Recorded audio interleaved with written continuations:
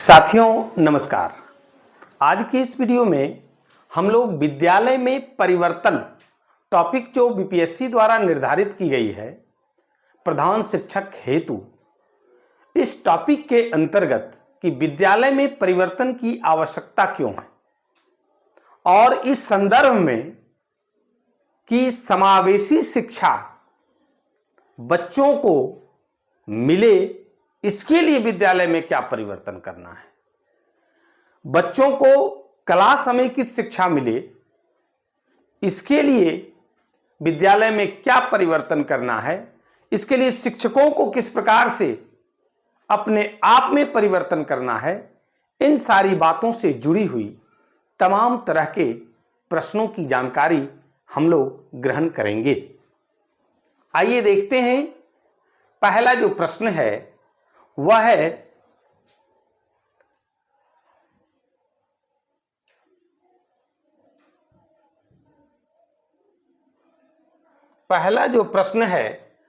है कि शिक्षा का अधिकार अधिनियम 2009 के लक्ष्य को हासिल करने के लिए विद्यालय की व्यवस्था में निम्न में से कौन सा बदलाव अपेक्षित है। यानी कि शिक्षा का अधिकार अधिनियम, राइट टू एजुकेशन, है ना, 2009 यानी RT 2009, है ना। इसके लक्ष्य को, चूंकि हम लोग पिछले वीडियो में भी बहुत बार चर्चा हुई है राइट टू एजुकेशन का, शिक्षा का अधिकार अधिनियम का, आज भी हम लोग कुछ इस पर बात करेंगे। तो इसके जो लक्ष्य हैं, इस लक्ष्य को हासिल करने के लिए विद्यालय की व्यवस्था में निम्न में से कौन सा बदलाव अपेक्षित है, कौन सा बदलाव करेंगे ताकि RT 2009 का जो लक्ष्य है, शिक्षा का अधिकार अधिनियम 2009 का जो लक्ष्य है वो प्राप्त किया जा सकता है। शिक्षकों की शिक्षण शैली, विद्यालय प्रबंधन, अभिभावकों की भूमिका, उपरोक्त तीनों। देखिए ये सही जो आंसर होगा वह उपरोक्त तीनों है।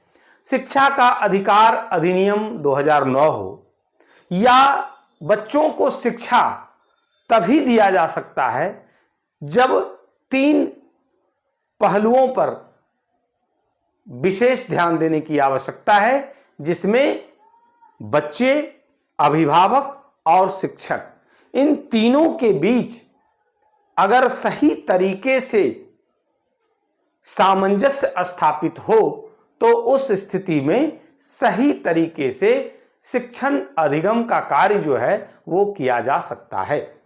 तो यहां पर बात हो रही थी कि शिक्षा का अधिकार अधिनियम 2009 के लक्ष्य को हासिल करने के लिए क्या करना होगा, विद्यालय की व्यवस्था में शिक्षकों के शिक्षण शैली, विद्यालय प्रबंधन, अभिभावकों की भूमिका में बदलाव लाना होगा। एक बात मैं बता दूं, बहुत सारे साथी कमेंट करके PDF के लिए चर्चा कर रहे हैं। जिन किसी साथी को PDF लेना हो वो डिस्क्रिप्शन में WhatsApp नंबर दिया गया है और उस WhatsApp नंबर पर आप मैसेज करके और PDF प्राप्त कर सकते हैं। उसके लिए कुछ सुविधा शुल्क आपको देनी पड़ेगी, क्योंकि हमारी जो टेक्निकल टीम है वो दिन रात आपके लिए काम करती है। उनका मेहनताना देना हम सभी शिक्षकों का एक कर्तव्य है, तब वो मन से काम करेंगे और हम लोगों के लिए जो है वो सुविधा उपलब्ध करा पाएंगे। चलिए आगे देखते हैं कि शिक्षा का अधिकार कानून 2009 अभी जिस पर बात हो रही थी RT 2009 में पारित हुआ, जिसे कब से लागू किया गया। देखिए RT 2009 जो है RT 2009, ये अगस्त 2009 में पारित हुआ। लेकिन ये लागू कब हुआ? 1 अप्रैल 2010, 1 अप्रैल 2009, 1 अप्रैल 2011, इनमें से कोई नहीं। तो हम सभी साथी ये चीज को जानते हैं कि आरटी 2009 शिक्षा का अधिकार अधिनियम जो है वो 1 अप्रैल 2010 से पूरे भारत में लागू हो गया। अनिवार्य एवं मुफ्त शिक्षा, यानी 6 से 14 वर्ष के बच्चों को, जितने भी इस भारत में बच्चे जन्म लेते हैं जिसकी आयु 6 से 14 वर्ष की है, उन्हें अनिवार्य एवं मुफ्त शिक्षा दिया जाने के लिए मूल अधिकार प्रदान किया गया है। और उस पर अभी बात करते हैं। आगे देखिए, अब है गोखले बिल का संबंध किससे है? गोखले बिल का संबंध निम्न में से किनसे है? 2009, 2010, 1910, इनमें से कोई नहीं। सबसे पहले गोखले महोदय के बारे में जानिए। इनका पूरा नाम गोपाल कृष्ण गोखले है, जो कि महात्मा गांधी के राजनीतिक गुरु भी रह चुके हैं। और इन्होंने 1910 ईस्वी में शिक्षा का अधिकार बिल पारित किया गया। और गोखले साहब का मानना था कि भारत के सभी नागरिक अगर शिक्षित हो जाएंगे, यानी कि शिक्षा को ग्रहण कर लेंगे, तब क्या होगा? तभी वह अपने अधिकार को समझेंगे और आजादी में, देश की आजादी में अपनी महती भूमिका अदा कर पाएंगे। क्योंकि ये 1910 की बात हो रही है और उस समय हमारा देश क्या था? गुलाम था और अंग्रेजों के द्वारा हम लोग प्रताड़ित किए जा रहे थे। मूलभूत सुविधाएं और मूलभूत अधिकार से हमें वंचित किया जा रहा था। और उस समय अधिकांश लोग क्या थे? अनपढ़ थे, मूर्ख थे, शिक्षा से कोसों दूर थे। लोगों को अपना जीवन जीना, किसी तरह से वो जिंदा रह जाता था, यही बहुत बड़ी बात थी। और ऐसे समय में गोखले महोदय ने गोखले बिल लाया और उसमें शिक्षा का अधिकार से संबंधित बातें कही। और तब से लेकर आजादी तक ये बात तैरते रही कि लोगों को शिक्षा का अधिकार, मूल अधिकार मिलना चाहिए। इसलिए सही जवाब होगा सी नंबर। और आगे इससे संबंधित बातें करते हैं हम लोग कि भारतीय संविधान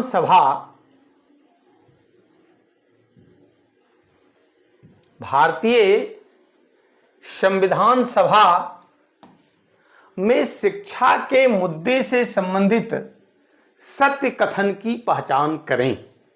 अभी हम लोग गोखले बिल की बात कर रहे थे, जो गोपाल कृष्ण गोखले महोदय ने 1910 में बिल पारित किया। और उसमें उन्होंने यह आवश्यकता जताई कि भारत के नागरिक अगर शिक्षित हो जाएंगे तो वो अपने अधिकार की लड़ाई खुद ब खुद लड़ेंगे, आजादी की लड़ाई खुद ब खुद लड़ेंगे। तो शिक्षा के अधिकार को भारतीय संविधान के 3रे भाग में दिए गए मूल अधिकारों में शामिल करना। ठीक है। आगे है कि शिक्षा के विषय को भारतीय संविधान के 4थे भाग में राज्य के नीति निर्देशक सिद्धांतों के अंतर्गत अनुच्छेद 45 के तहत शामिल करना। ये देखिए, 2 पक्ष था, 2 बातें थी। यहां पर हम पहले ही क्लियर कर दें, आंसर दोनों होगा, है ना, इनमें से कोई नहीं है। यानी भारतीय संविधान सभा में शिक्षा के मुद्दे पर 2 बातें, 2 तर्क रखा गया। कब से कब तक? क्योंकि बात प्रारंभ हुई गोखले बिल से, जो 1910 में आया, और संविधान सभा में शिक्षा के मुद्दे पर दो बातें तैरते रही। क्या? कि शिक्षा के अधिकार को भारतीय संविधान के तीसरे भाग में, भाग 3 में क्या है? मूल अधिकार वर्णित है, और उसमें शामिल करना। और दूसरी बात कि शिक्षा के विषय को भारतीय संविधान के चौथे भाग में राज्य के नीति निर्देशक सिद्धांतों के अंतर्गत अनुच्छेद 45 के तहत शामिल करना। ये दोनों बातें भारतीय संविधान सभा में शिक्षा के मुद्दे पर होते रही है। चलिए आगे देखते हैं कि भारतीय संविधान के भाग 4 यानी नीति निर्देशक सिद्धांत के अनुच्छेद 45 में क्या कहा गया है कि राज्य यह प्रयत्न करेगा, राज्य यह प्रयास करेगा कि संविधान के लागू होने के कितने वर्ष, यहां पर देखिए कितने वर्ष के भीतर 14 वर्ष तक के सभी बच्चों को निःशुल्क एवं अनिवार्य बुनियादी शिक्षा प्रदान की जाएगी। ये क्या था? 5 वर्ष के अंदर, 10 वर्ष के अंदर या 15 वर्ष के अंदर, या इनमें से कोई नहीं। तो ये सिफारिश किया गया था कि 10 वर्ष के अंदर 14 वर्ष तक के सभी बच्चों को अनिवार्य निःशुल्क एवं अनिवार्य बुनियादी शिक्षा प्रदान की जाए। अब देखिए कि संविधान लागू कब हुआ? 26 जनवरी 1950 ईस्वी को। अब इसके 10 वर्ष बाद, 10 वर्ष बाद तक ही ये हो जाना था, यानी कि 1960 ईस्वी तक ही ये अनिवार्य एवं निःशुल्क बुनियादी शिक्षा से संबंधित कानून बन जाना चाहिए था, लागू कर दिया जाना चाहिए था और सभी बच्चों को दिया जाना चाहिए। लेकिन ये कब लागू हुआ? 2010 में लागू हुआ। कितने? 50 वर्ष के बाद। 50 वर्ष के बाद। आइए देखते हैं अगला प्रश्न क्या है।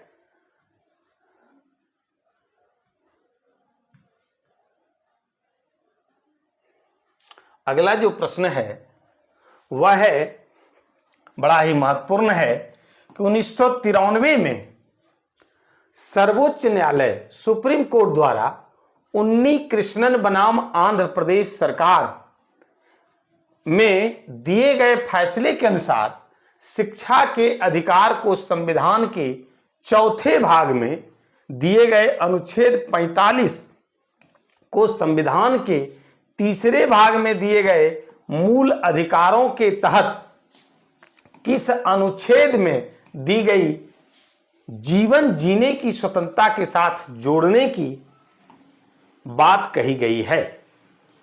अनुच्छेद 21, अनुच्छेद 22, अनुच्छेद 23, अनुच्छेद 24। अब देखिए क्या था, अभी हम लोग पूर्व के जो प्रश्न को देखा कि भारतीय संविधान सभा में शिक्षा के मुद्दे को लेकर के दो बातें हो रही थी। एक बात था कि भाग 3 में ये मूल अधिकार के साथ रखा जाए, शिक्षा को मूल अधिकार का दर्जा दिया जाए। दूसरी बातें थी कि भाग 4 के अंतर्गत यानी नीति निर्देशक सिद्धांत, ध्यान से समझेंगे प्रश्न को, नीति निर्देशक सिद्धांत के साथ इसको रखा जाना चाहिए, जो रखा भी गया अनुच्छेद 45 में। ठीक है, अनुच्छेद 45 में संविधान के भाग 4 नीति निर्देशक सिद्धांत के अंतर्गत शिक्षा के मुद्दे को, शिक्षा के विषय को रखा गया। लेकिन एक यहां पर टर्निंग पॉइंट आया। 1993 ईस्वी में सुप्रीम कोर्ट में उन्नी कृष्णन बनाम आंध्र प्रदेश सरकार का एक फैसला आता है माननीय सर्वोच्च न्यायालय के द्वारा। और उस फैसले के द्वारा क्या किया गया कि शिक्षा के अधिकार को संविधान के चौथे भाग यानी नीति निर्देशक सिद्धांत के तहत जो अनुच्छेद 45 में था, अनुच्छेद 45 में जो था वहां से उसको शिफ्ट करके तीसरे भाग में दिए गए मूल अधिकारों के तहत अनुच्छेद 21 में दी गई जीवन जीने की स्वतंत्रता के साथ जोड़ने की बात कही गई है ना। तो आंसर क्या होगा? अनुच्छेद 21। अनुच्छेद 21 में क्या है कि जीवन जीने की स्वतंत्रता के साथ जोड़ने की बात कही गई कि वही आदमी जीवित रह सकता है जिसे शिक्षा का अधिकार है, जो शिक्षित है। तब न वह समझेगा कि जीने का मतलब क्या होता है। जीता तो एक पशु भी है, जानवर भी जीता है और एक मानव भी जीता है। दोनों में फर्क है, क्योंकि मानव एक विवेकशील प्राणी है और उस विवेक को तराशने का मूल अधिकार इस फैसले के अंतर्गत समस्त नागरिकों को दिया गया है। चलिए आगे बढ़ते हैं। 2002 में संविधान के किस संशोधन विधेयक को पारित किया गया जिसमें अनुच्छेद 21 जो जीवन जीने की स्वतंत्रता से संबंधित है उसमें 21A जोड़ा गया। देखिए वो 76वां संविधान है संशोधन है या 86वां संविधान संशोधन है या फिर 73वां संविधान संशोधन है या इनमें से कोई नहीं। तो सही जो इसका आंसर होगा वो 86वां संविधान संशोधन है जो 2002 ईस्वी में लाया गया। और इसमें अनुच्छेद 21 में क्या वर्णित है? जीवन जीने की स्वतंत्रता से संबंधित है, उसमें 21A लाया गया। यानी कि जो 2002 86वां संविधान संशोधन के तहत जो शिक्षा का अधिकार अधिनियम जो अनुच्छेद 21A में जोड़ा गया वही 8 वर्ष बाद यानी कि 2009 में RTE क्या हुआ? पारित हुआ। हम लोग RTE 2009 के विषय में जान रहे हैं कि किस प्रकार से संविधान के चौथे भाग नीति निर्देशक सिद्धांत नीति निर्देशक तत्वों के साथ अनुच्छेद 45 में रखा गया था, जिसको 1993 में जो उन्नी कृष्णन बनाम आंध्र प्रदेश की सरकार वाले केस में जो माननीय सर्वोच्च न्यायालय ने जो फैसला दिया अपने न्याय निर्णय में, उन्होंने क्या किया? उसी को भाग 3 में यानी मूल अधिकार के साथ रखने की बात कही गई अनुच्छेद 21 में। अब इसी अनुच्छेद 21 में 21A एक उपबंध जोड़ा गया। कब? 2002 ईस्वी में 86वां संविधान संशोधन के तहत। चलिए और आगे बढ़ते हैं, क्लियर होते जाएंगे हर चीज के विषय में। फिर आगे हम लोग समावेशी शिक्षा और कला समेकित अधिगम की बात करेंगे। आइए अगला जो प्रश्न है कि किस अनुच्छेद में कहा गया कि राज्य 6 से 14 वर्ष तक के आयु के सभी बच्चे को निःशुल्क एवं अनिवार्य शिक्षा प्रदान करेगी? अनुच्छेद 21, अनुच्छेद 21A, अनुच्छेद 45, इनमें से कोई नहीं। तो अनिवार्य बच्चे को निःशुल्क एवं अनिवार्य शिक्षा देने की बात अभी भी हम लोग देख रहे थे। अनुच्छेद 21 में ही अनुच्छेद 21A उपबंध जोड़ करके प्रदान करने की बात कही गई है, जो संविधान के भाग 3 जिसमें मूल अधिकार से रिलेटेड बातें कही गई है उसमें ये वर्णित है। अनुच्छेद 45 जो कि भाग 4 नीति निर्देशक सिद्धांत से रिलेटेड है, उसमें पहले शिक्षा को रखा गया था, बाद में 1993 में क्या किया गया? अनुच्छेद 21 में लाया गया मूल अधिकार के साथ। और इसी अनुच्छेद 21 को 2002 में क्या किया गया? 86वें संविधान संशोधन के द्वारा अनुच्छेद 21A लाया गया, एक उपबंध उसमें जोड़ा गया जिसमें 6 से 14 वर्ष तक के आयु के सभी बच्चे को निःशुल्क एवं अनिवार्य शिक्षा प्रदान करने की बात कही गई है। यानी शिक्षा को मूल अधिकार के रूप में दर्जा दिया गया है। आगे बढ़ते हैं कि शिक्षा के अधिकार अधिनियम 2009 क्या है कि शिक्षा के अधिकार अधिनियम 2009 के प्रमुख बिंदु निम्न में से कौन सा है? बड़ा ही महत्वपूर्ण जानकारी हम लोग ले रहे हैं, है ना, कि आरटी 2009 से रिलेटेड कुछ महत्वपूर्ण बातों की जानकारी हम लोग को यहां से पिक करना है, चूज करना है कि कौन है, कौन सा है, पहले ये हम लोग को जानकारी लेना है।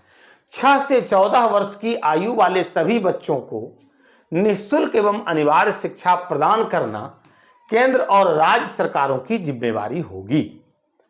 हर एक आवासीय क्षेत्र के 1 किलोमीटर दायरे में कक्षा 5 तक का प्राथमिक विद्यालय होगा। अगला है कि हर एक आवासीय क्षेत्र के 3 किलोमीटर के दायरे में कक्षा 8 तक एक मध्य विद्यालय होगा। निजी विद्यालयों में 25% सीटें वंचित एवं आर्थिक दृष्टि से कमजोर वर्ग के बच्चों के लिए आरक्षित की जाएगी या फिर उपरोक्त सभी। तो देखिए इसका जो सही आंसर होगा वो होगा उपरोक्त सभी।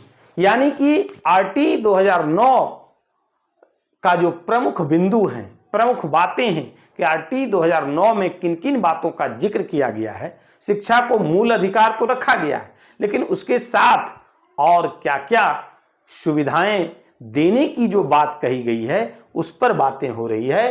तो इसका जो प्रमुख बिंदु है कि 6 से 14 वर्ष की आयु वाले सभी बच्चों को निःशुल्क एवं अनिवार्य शिक्षा प्रदान करना किसका काम है? केंद्र और राज्य सरकारों की जिम्मेवारी होगी। कारण शिक्षा क्या है? समवर्ती सूची का विषय है जिस पर केंद्र और राज्य दोनों सरकारें के अधिकार क्षेत्र में यह आता है। इसलिए दोनों का जिम्मेवारी होगी कि किस प्रकार से 6 से 14 वर्ष की आयु वाले सभी बच्चों को निःशुल्क एवं अनिवार्य शिक्षा मुहैया कराई जाए। दूसरा जो है कि हर एक आवासीय क्षेत्र के 1 किलोमीटर के दायरे में कितना है? 1 किलोमीटर के दायरे में प्राथमिक विद्यालय होगा, उससे ज्यादा दूर नहीं होगा। यानी कि 1 से लेके 5 तक के बच्चे के घर से विद्यालय की अधिकतम दूरी 1 किलोमीटर होगा, उससे अधिक नहीं होगा। यानी छोटे बच्चे आराम से विद्यालय पहुंच जाएं। अगला है हर एक आवासीय क्षेत्र के 3 किलोमीटर के दायरे में कक्षा 8 तक का मध्य विद्यालय मिडिल स्कूल होगा। हर घर से कितना उसका मैक्सिमम दूरी होगा? 3 किलोमीटर, इससे ज्यादा नहीं होना चाहिए। आगे है कि निजी विद्यालयों में इसके साथ साथ कुछ सरकारी सहायता प्राप्त भी विद्यालय हैं, हम उस बात की भी चर्चा करते हैं, जहां 25% सीटें वंचित एवं आर्थिक दृष्टि से कमजोर वर्ग के बच्चों के लिए आरक्षित की जाएगी। यानी बीपीएल परिवार, बीपीएल क्या होता है? बिलो पॉवर्टी लाइन, यानी एक जो मानदंड तय किया गया है गरीबी रेखा से ऊपर और गरीबी रेखा से नीचे। तो गरीबी रेखा से नीचे परिवार वाले बच्चों के लिए आरटी 2009 एक प्रावधान किया है कि सभी निजी विद्यालय में और सरकारी सहायता प्राप्त विद्यालयों में भी क्लास 1 में जब एडमिशन लेना प्रारंभ वो करेगा तो 25% सीटें रिजर्व होगा। किसके लिए? वंचित और आर्थिक दृष्टि से कमजोर वर्ग के बच्चों के लिए, बीपीएल परिवार के बच्चों के लिए। ये बड़ा ही महत्वपूर्ण जानकारी है। और ये भी जान लीजिए कि ये 25% जो बच्चे निजी विद्यालय जो इस बच्चे का पठन पाठन का जिम्मा लेता है वो मुफ्त में नहीं लेता है, फ्री में नहीं लेता है। उसके लिए सरकार सारा पैसा वहन करती है, उस विद्यालय को प्रबंधन को देती है। चाहे वो उसका ड्रेस का शुल्क हो, जूता मौजा का शुल्क हो, किताब का शुल्क हो, या फिर उसका जो भी शिक्षण का ट्यूशन फी और जो भी अदर फी है, सारा फी सरकार वहन करती है, सरकार यहां पर चुकता करती है। इसलिए सही आंसर होगा उपरोक्त सभी। चलिए आगे बढ़ते हैं कि शिक्षा के अधिकार अधिनियम 2009 के तहत प्राथमिक स्तर के वर्ग में छात्र शिक्षक अनुपात निम्न में से क्या होनी चाहिए।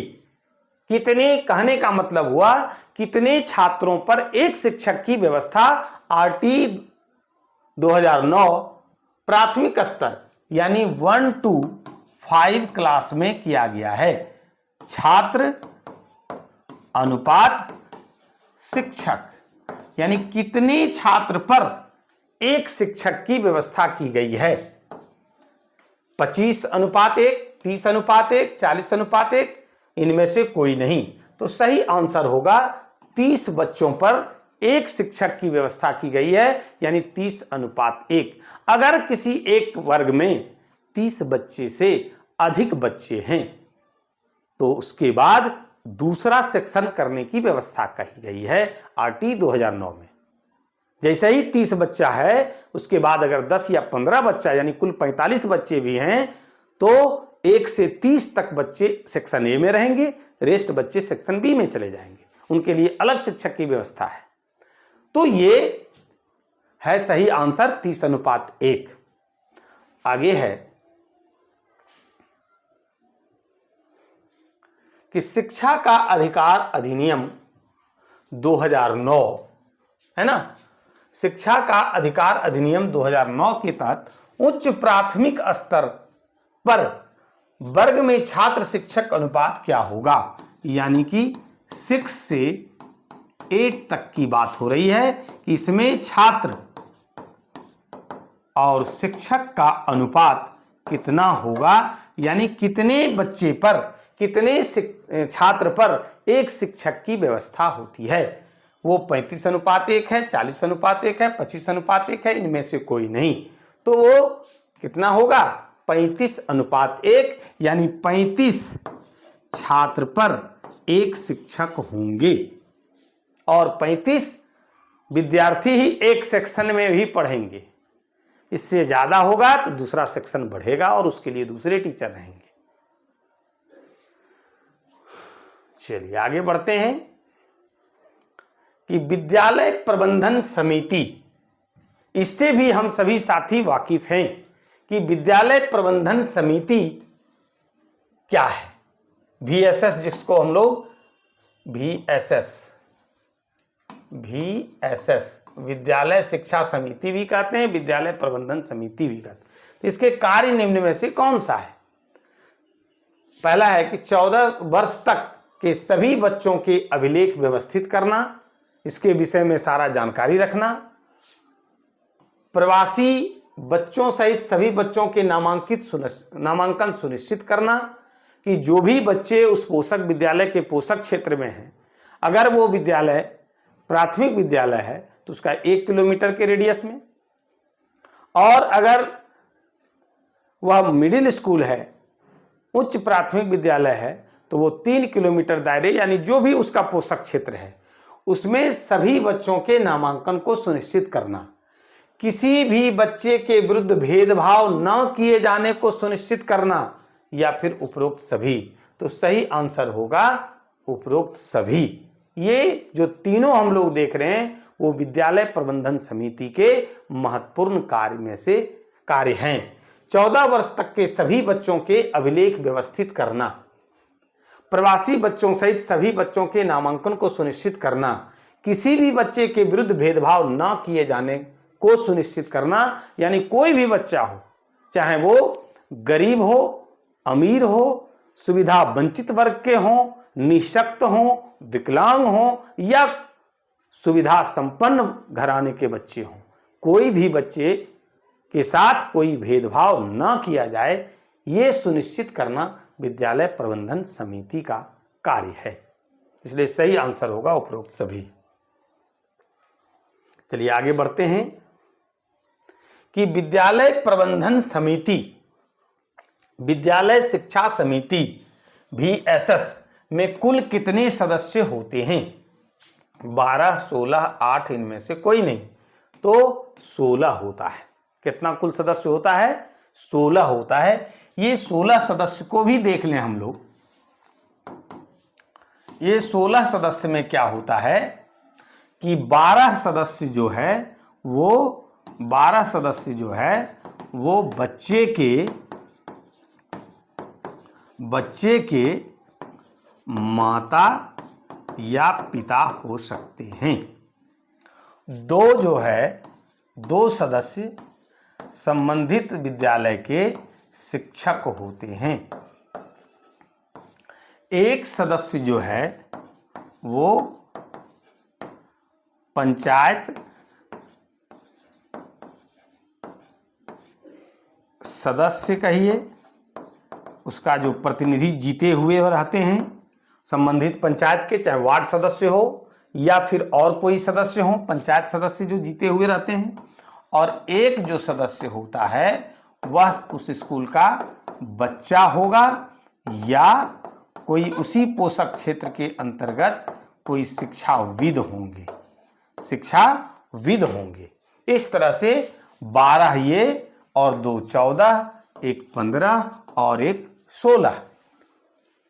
इस तरह से कुल विद्यालय शिक्षा समिति या ये क्या बोलते हैं, विद्यालय प्रबंधन समिति, इसके 16 सदस्य होते हैं।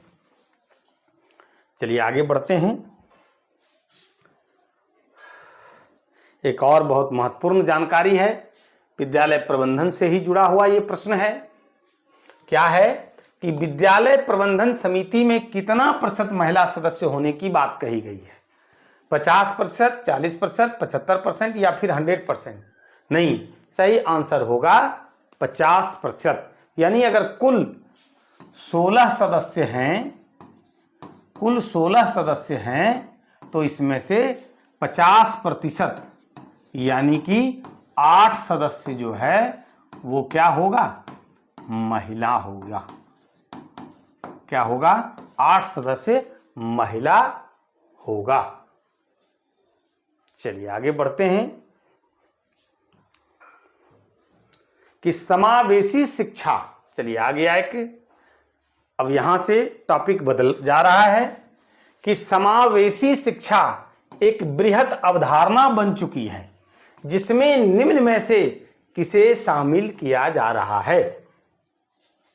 विशेष आवश्यकता वाले बच्चे, उपेक्षित वर्ग के बच्चे, ए और बी दोनों, या फिर इनमें से कोई नहीं। तो सही जो आंसर होगा वो ए और बी दोनों होगा। यानी विशेष आवश्यकता वाले बच्चे, निःशक्त बच्चे जिसको बोलते हैं, निःशक्त बच्चे, या कहिए तो विकलांग बच्चे।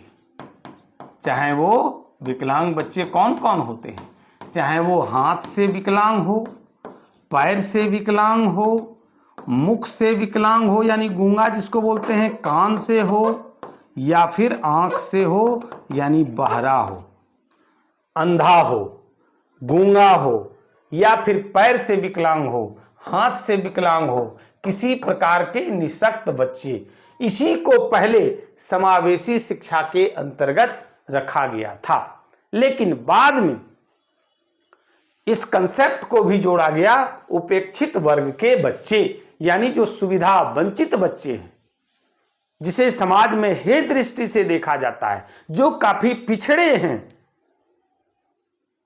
जिसके घर में आजादी के 7 दशक बीत जाने के बाद भी अंधेरा छाया हुआ है, शिक्षा रूपी प्रकाश वहां तक नहीं पहुंच पाया है, वैसे बच्चों को भी समावेशी शिक्षा के अंतर्गत रखा गया है। यानी कि उसका भी समावेशन होगा, सबको साथ रख करके सभी को समान सुविधा उपलब्ध कराते हुए, सभी को समान रूप से देते हुए बिना भेदभाव के विद्यालय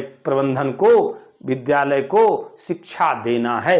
क्योंकि चैप्टर ही है, इसका जो टॉपिक का नाम ही है विद्यालय में परिवर्तन। तो ये परिवर्तन करना है, किसी को देख करके रंग के आधार पर, अर्थ के आधार पर, समाज के आधार पर, धर्म के आधार पर, संस्कृति के आधार पर या और कोई आधार पर भेदभाव नहीं कर सकते हैं। समावेशी शिक्षा का यही मुख्य लक्ष्य है कि सबों को बिना भेदभाव के, बिना किसी तरह का ऊंचा नीचा समझते हुए, सबको समान रूप से दर्जा देते हुए, समान प्यार, समान मोहब्बत देते हुए, समान सुविधा देते हुए, बिना भेदभाव के शिक्षा यानी शिक्षण अधिगम कार्य करना है, जिसमें बच्चे आनंददायी तरीके से बिल्कुल खुशनुमा माहौल में वह शिक्षा ग्रहण करे, चाहे वो विकलांग बच्चे हो, चाहे सुविधा वंचित वर्ग के बच्चे हो। इसलिए सही आंसर होगा ए और बी दोनों। चलिए आगे बढ़ते हैं। वैसी शैक्षिक व्यवस्था, वैसी शैक्षिक व्यवस्था जहां सभी तरह के बच्चों को साथ साथ सीखने का समान अवसर मिल सके, निम्न में से क्या कहलाता है? समावेशी शिक्षा, अनिवार्य शिक्षा, विशेष शिक्षा, इनमें से कोई नहीं। तो वो सही आंसर होगा समावेशी शिक्षा, जिस पर अभी बात हो रही थी। चलिए आगे बढ़ते हैं कि निम्न में से कौन सा शिक्षा, ध्यान देंगे कि निम्न में से कौन सा शिक्षा का व्यापक लक्ष्य है? सामान्य बच्चों और विशिष्ट आवश्यकताओं वाले बच्चों अर्थात दिव्यांग बच्चों में कोई भेदभाव नहीं रहे तथा दोनों विद्यार्थी एक दूसरे को ठीक ढंग से समझते हुए आपसी सहयोग से पठन पाठन के कार्य को कर सकें। यानी समावेशन हो जाए, दोनों बच्चे, चाहे वो विकलांग बच्चे हों या शरीर से बिल्कुल स्वस्थ बच्चे हों,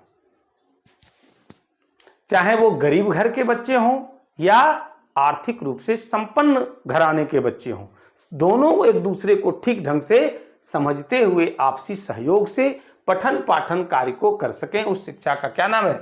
समावेशी शिक्षा, विशेष शिक्षा, अनिवार्य शिक्षा, इनमें से कोई नहीं। तो सही आंसर होगा समावेशी शिक्षा। चलिए आगे बढ़ते हैं कि निम्न में से सत्य कथन की पहचान करें। सत्य कथन क्या है? तो समावेशी शिक्षा बच्चों के व्यक्तिगत गुणों को पहचान कर उन्हें इन गुणों को पूरी तरह से विकसित करने का अवसर देने में विश्वास रखती है। दूसरा है कि समावेशी शिक्षा बच्चों को एक दूसरे के भिन्न विशेषताओं को समझने तथा उनकी सराहना करने में सहायक होती है। इससे बच्चे एक दूसरे की सहायता करने के प्रति प्रोत्साहित होते हैं या फिर उपरोक्त सभी। तो सही आंसर होगा उपरोक्त सभी।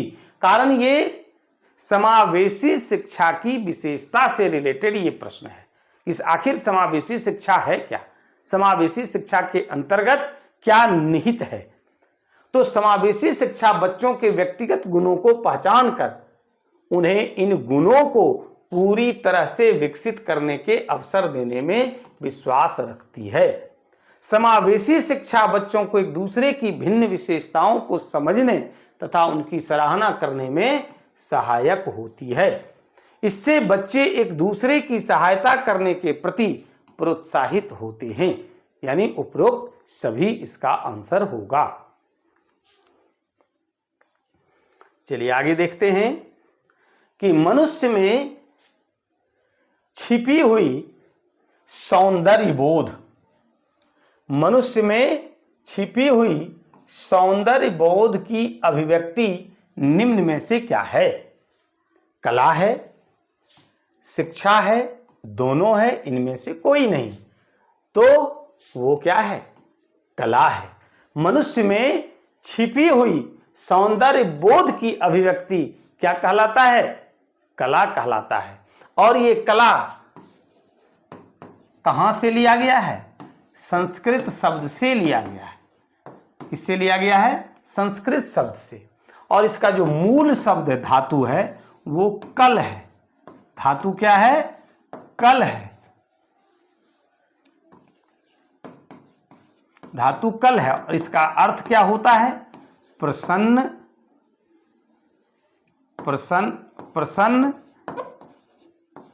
होना, खुश होना, है ना। ये आपका कला से रिलेटेड बातें हुई।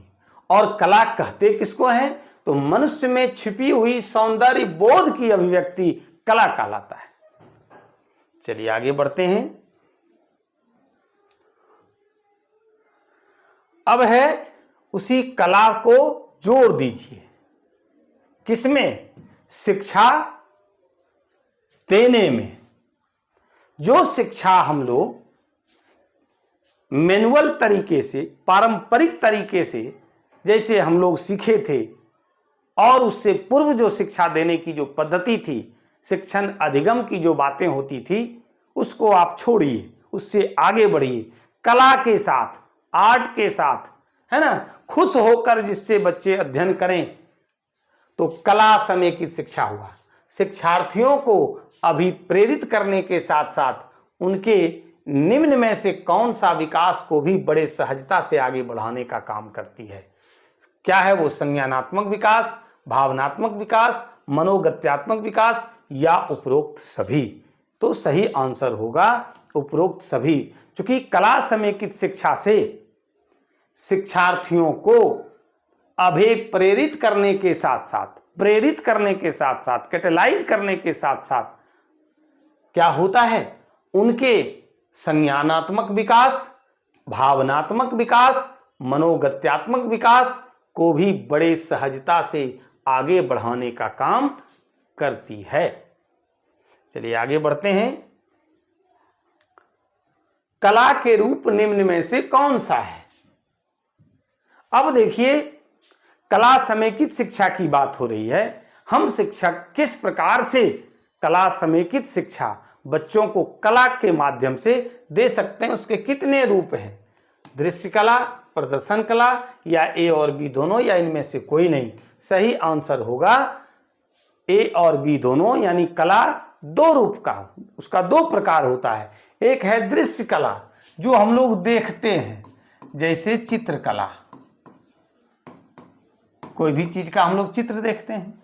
अब है दूसरा प्रदर्शन कला, जैसे है नृत्य, गायन, है ना, ये सब जो भी है, डांस, गाना, नाचना, बजाना, ये सब प्रदर्शन कला है, जिसके माध्यम से क्या होता है? प्रदर्शित करके बच्चे सीखते हैं, है ना। चलिए और इससे रिलेटेड बात करते हैं हम लोग।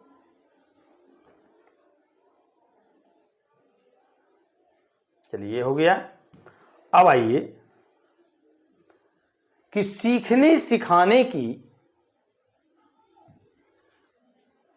वैसी प्रक्रिया, सीखने सिखाने की वैसी प्रक्रिया जिसमें कला को एक माध्यम के रूप में उपयोग किया जाता है, निम्न में से क्या कहलाता है? कला समेकित शिक्षा, बाल केंद्रित शिक्षा, या दोनों, या इनमें से कोई नहीं? ये सही आंसर होगा कला समेकित शिक्षा। क्योंकि सीखने सिखाने, कला समेकित शिक्षा है क्या है? सीखने सिखाने की वैसी प्रक्रिया है जिसमें कला को एक माध्यम के रूप में, मीडियम के रूप में उपयोग किया जाता है ना। यानी कि सीखने सिखाने के बीच क्या आ गया? कला आ गया। और वैसे पद शिक्षण प्रक्रिया को क्या कहते हैं? कला समेकित शिक्षा कहते हैं। चलिए आगे बढ़ते हैं। अब आइए, चित्रकला तो हम लोग देख लिए, दृश्य कला में, प्रदर्शन कला में क्या क्या है? प्रदर्शन कला के अंतर्गत निम्न में से कौन सा आता है? नाटक, नृत्य, गीत, संगीत, उपरोक्त सभी। तो सही आंसर होगा इसका उपरोक्त सभी, चूंकि ये प्रदर्शन किया जाता है, इससे देख करके बच्चे बहुत कुछ सीखते हैं। उसमें पार्टिसिपेंट भी किया तब भी सीखते हैं, और उसको नाटक को देखने वाले जो बच्चे देखते हैं उससे भी उसको बहुत कुछ जानकारी होती है। चलिए आगे बढ़ते हैं।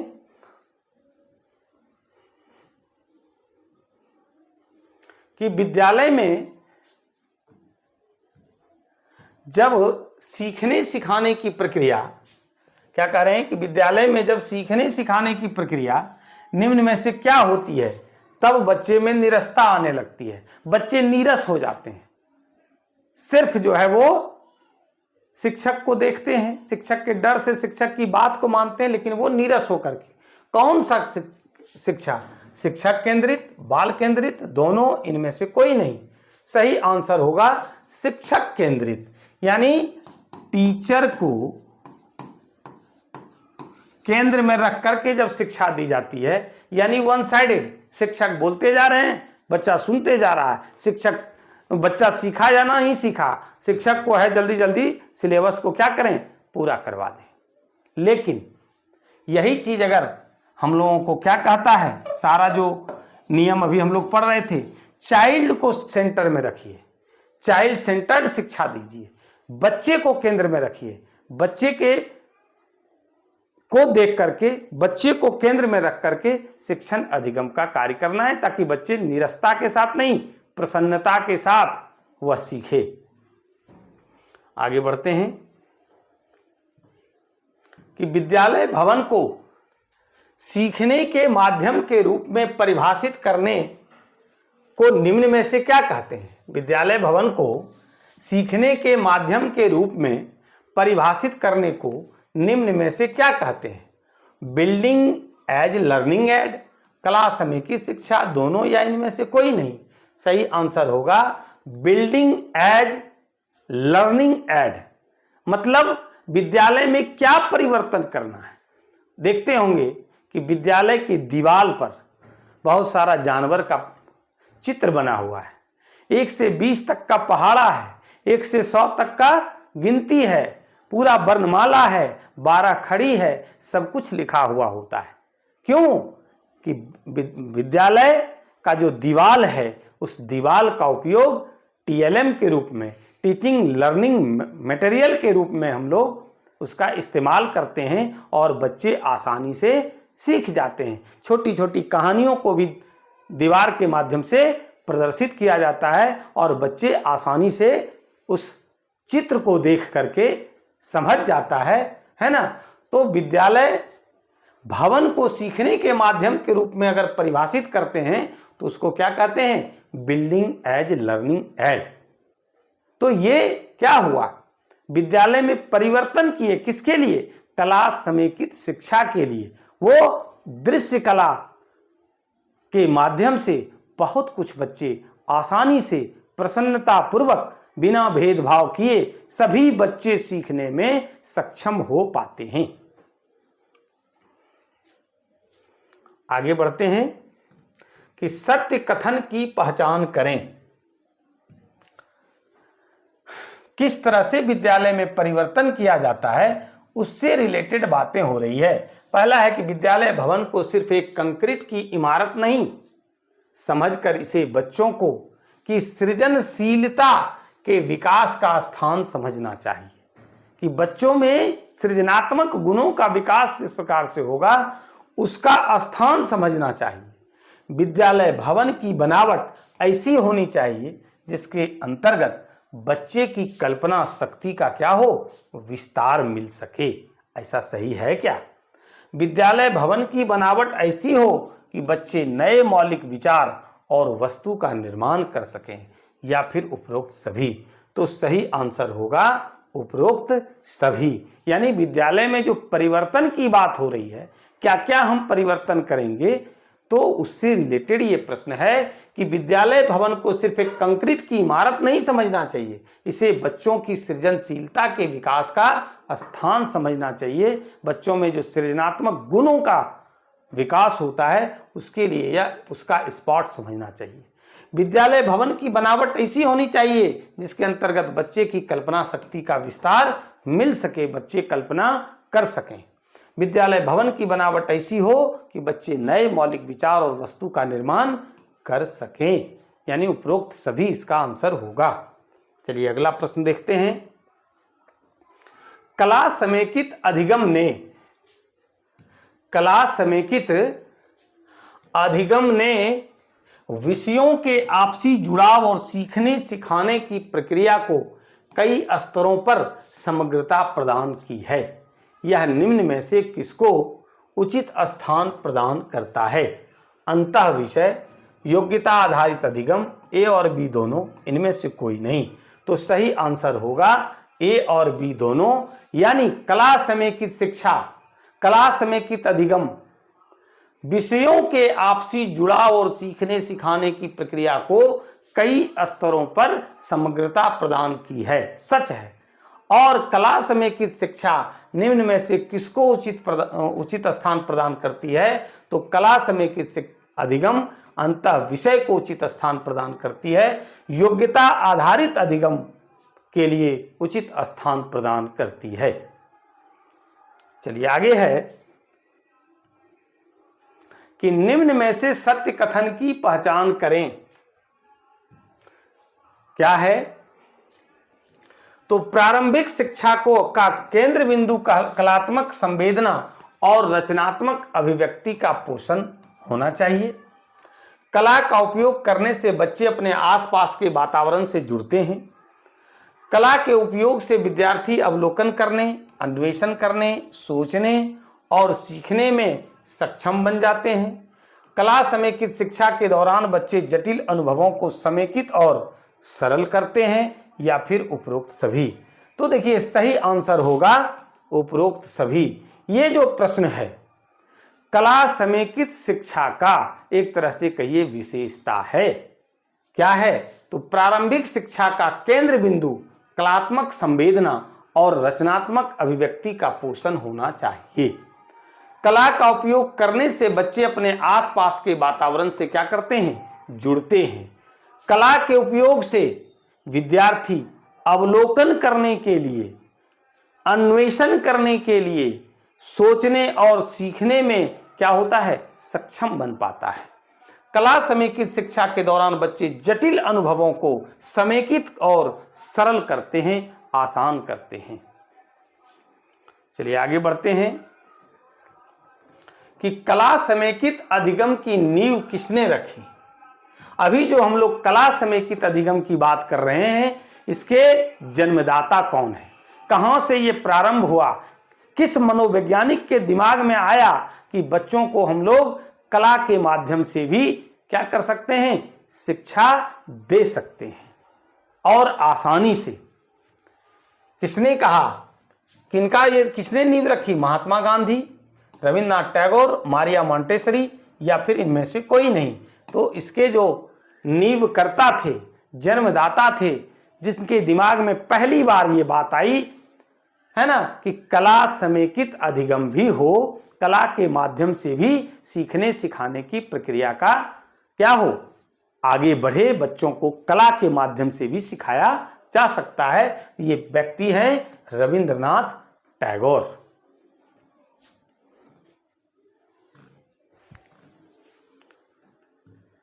आगे है कि कला शिक्षा का आधार क्या है? कला शिक्षा का आधार जो 1998 में लिखा गया, ये पुस्तक किसने प्रस्तुत किया, किसने लिखा? देवी प्रसाद, रविन्द्रनाथ टैगोर, महात्मा गांधी, इनमें से कोई नहीं। तो सही आंसर होगा देवी प्रसाद। देवी प्रसाद कौन थे? रविन्द्रनाथ टैगोर के शिष्य थे। कौन थे? शिष्य थे, स्टूडेंट थे, छात्र थे। कौन? देवी प्रसाद। और रविन्द्रनाथ टैगोर का जो विचार था कला समेकित अधिगम, उसी को आगे बढ़ाते हुए उन्होंने क्या किया? कला शिक्षा का आधार 1998 में एक पुस्तक का विमोचन किया।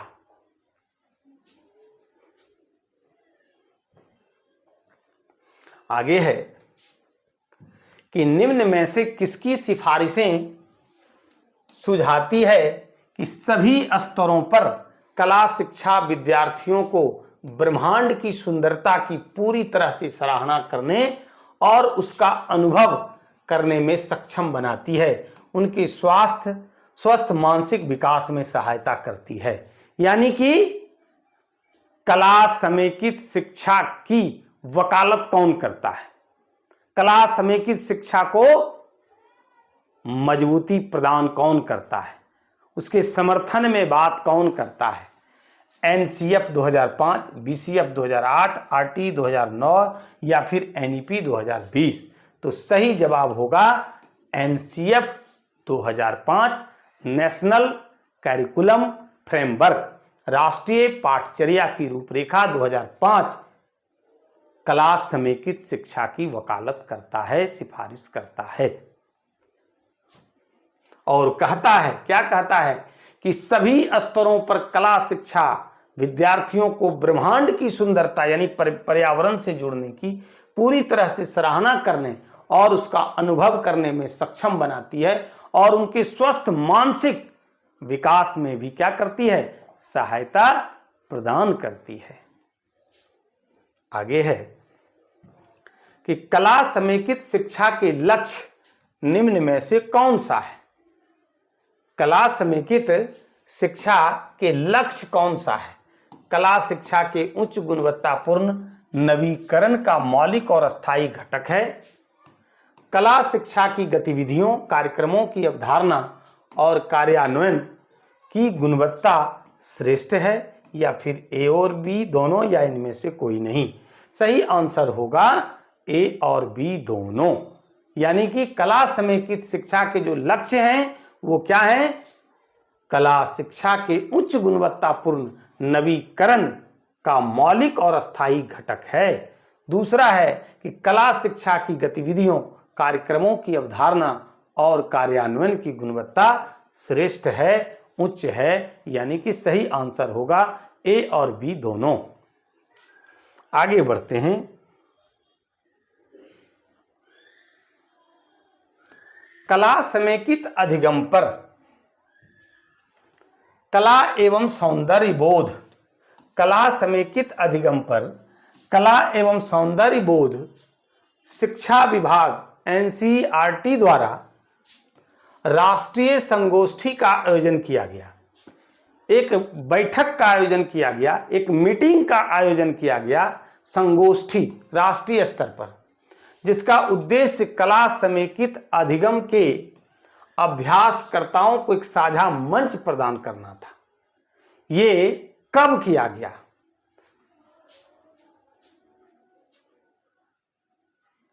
यहां पर होगा कब, प्रश्न में थोड़ा सुधार कर लेंगे।